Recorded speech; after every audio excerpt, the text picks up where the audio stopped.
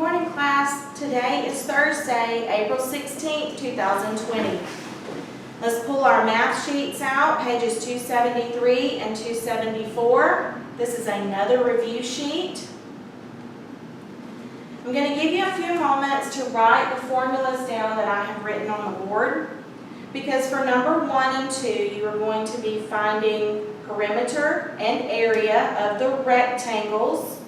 And 2, you're going to be converting the temperatures. So go ahead and write the perimeter and the area formulas to find rectangles. The perimeter for a rectangle is 2 times the length plus 2 times the width. And the area of a rectangle is area equals length times width. Now for number 1, you are going to have 2 answers. You're going to have a perimeter answer and an area. Remember to square your area answers.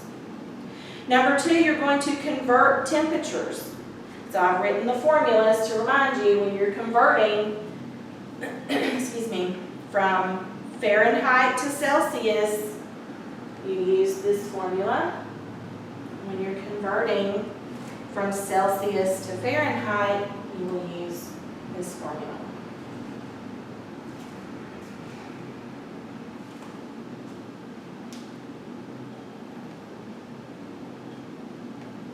Okay, make sure you have those written down. Let's move on to number 3. You're going to compare. For A through E, you're comparing. So let's do A together. 90 feet is how many times as long as 10 feet? Good, 9, because 90 divided by 10 is 9. Number 4, you're writing the correct fractions for A through F. A, 6 days is what part of 36 days? Good, 1/6. Number 5, it says follow the signs. You're going to multiply, divide, add, subtract. Let's look at E. 8 squared equals, good, 64, because you multiply 8 by itself, 8 times 8.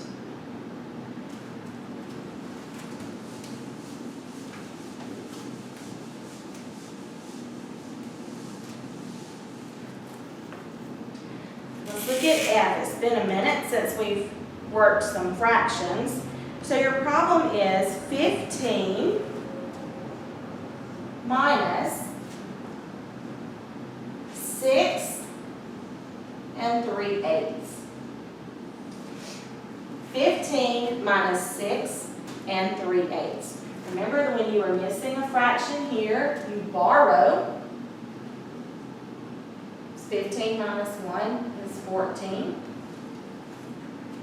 Then what? Okay, you have to find a common denominator. So remember, we take the denominator they give you, make it your numerator and denominator, and bring this over, 6 and 3/8. Now you can subtract. 8 minus 3, good, 5/8.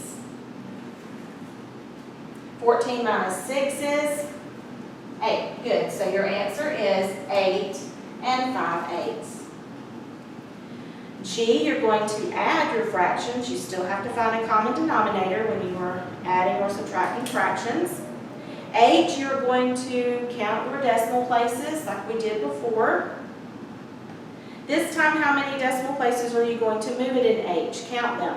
1, 2, 3, 4, 5, 6 decimal places. So your answer, you will move your decimal places 6 times. I, what is the square root of 4? Good, 2. What is the square root of 100? 10. Okay, on page 274, you will work all of these on your own